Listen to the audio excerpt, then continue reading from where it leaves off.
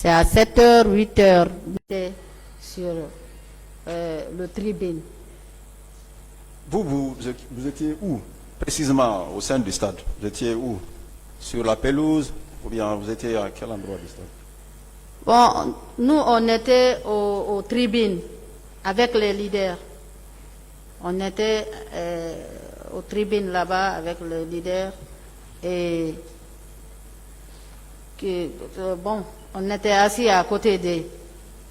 On n'était pas loin d'eux, mais on était dans le même truc. Et parmi les accusés présents dans le box, quels sont ceux dont vous avez remarqué la présence et sur l'esplanade et au sein du stade? Bon, moi, c'est lui que je me rappelle et je ne vais jamais oublier, ce monsieur Marcel. Parce que lorsque Toumba est venu, l'un d'entre eux a dit que Toumba est venu, que oui, je suis venu. Bon, maintenant, ils disputaient entre eux. De là-bas, bon, Marcel et Théodore. Il y avait Théodore et il y avait l'air petit là. Il disait même en sous petit, arrête.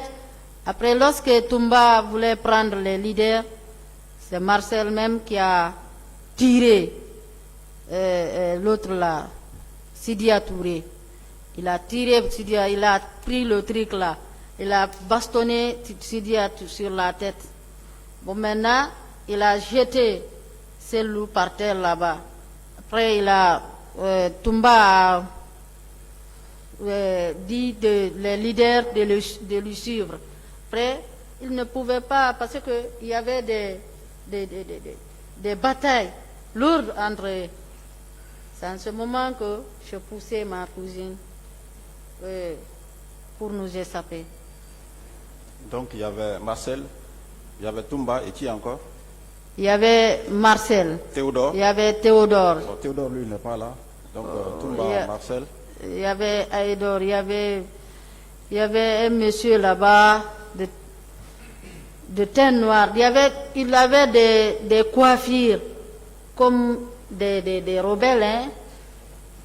C'était comme il avait coiffé. C'était quand on les voyait, on avait eu peur. Même il y avait des gens qui ont des trucs là, sur leur tête là. Des couris. Merci, madame. Et donc, loin de moi, l'intention de remuer le couteau dans votre plaie, mais ce tribunal a besoin de savoir exactement ce dont vous avez été victime. C'est pourquoi je vais vous demander si vous avez été victime d'abus sexuels. Je veux parler de contact physique entre ceux qui vous ont administré ces coups et vous-même, au-delà des autres violences sexuelles dont vous avez été victime. Que s'est-il passé exactement? Bon, ce qui s'est passé exactement, parce que lorsqu'on m'a pris, on m'a déshabillé, déchiré. Ils ont commencé par le pantalon. Et j'avais le maillot bleu au niveau du truc. Et le slip, c'était blanc. Bon, maintenant, ils ont déchiré. Il y avait même des gilets que j'ai l'habitude de porter. Bon, maintenant, ils ont pris tout ça là, ils ont déchiré, ils m'ont mis toute nue. Bon, maintenant, ils m'ont laissé un temps revenir, pensant que, parce que je ne pouvais rien faire maintenant, j'étais par terre, bon, maintenant, je suis couchée nue. Ils pensaient que, bon, je suis morte, ou bien, après ils ont revenu. Il y a quelqu'un d'entre eux-mêmes qui a fait comme ça, après je faisais mes pieds comme ça. Après, ils m'ont écarté les jambes.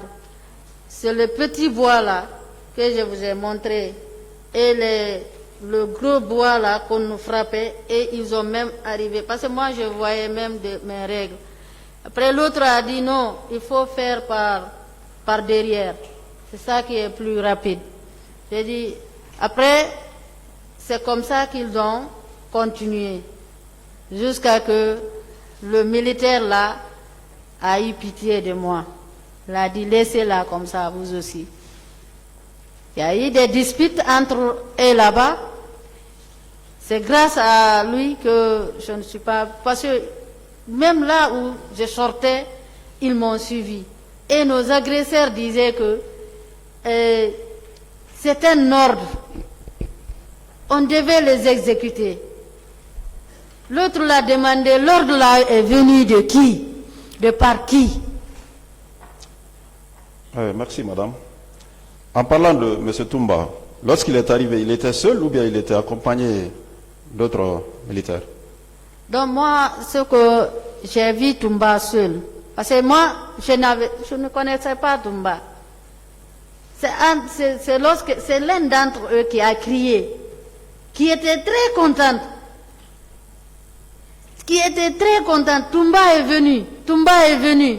Nous-mêmes, on pensait que Toumba allait nous frapper. Parce que la manière que Toumba est venu, on a vu Toumba, on pensait que lui aussi, il va s'ajouter à eux. Mais Toumba n'a pas voulu. Il a posé, il a dit, pourquoi vous faites cela? Et qui leur a donné l'ordre de venir massacrer des paisibles citoyens? Donc, pour terminer, madame, comment est-ce que vous êtes retourné chez vous depuis le stade? Bon, moi, c'est là où je me suis caché, il y avait une dame juste à côté du stade. Et il y a une dame qui habitait, sa maman habite à Dixine ici, Dixine Terrasse ici. C'est là-bas que le frère de l'autre m'a accompagné pour que je puisse rentrer. C'est vers 20h que je suis rentrée chez moi. Ce jour-là, je n'ai pas mangé, je ne pouvais pas dormir. Dès que je dors, c'est ça que je vois en première position. Bon, madame, est-ce que ce jour-là, lorsque vous sortiez de chez vous, vous vous attendiez à subir de telles atrocités? Moi, si je savais que ça allait se faire, on n'allait pas quitter chez nous. Mais on ne savait pas. On ne savait rien. Nous, on nous a appelés, c'est Force Vive de la Nation qui a appelé. Une manifestation, on les a répondu. Mais on n'avait pas des armes, ni rien. On était partis paisiblement marcher. Parce que même au cours de route là, il y avait, même ma cousine a dit, est-ce qu'on ne va pas se retourner? J'ai dit non, peut-être ils ne vont pas frapper. Nous, on pensait que c'est comme d'habitude, les marches qui se passaient, bon, on allait quand même, pas pour venir fermer les petites portes. Hein? Laisser les deux grandes portes. Hein? Laisser les deux grandes portes ouvertes et rentrer, massacrer les gens comme ça. On n'attendait pas à ça. Malheureusement, madame, rien n'était normal ce jour. Donc, on vous souhaite bon courage. Merci.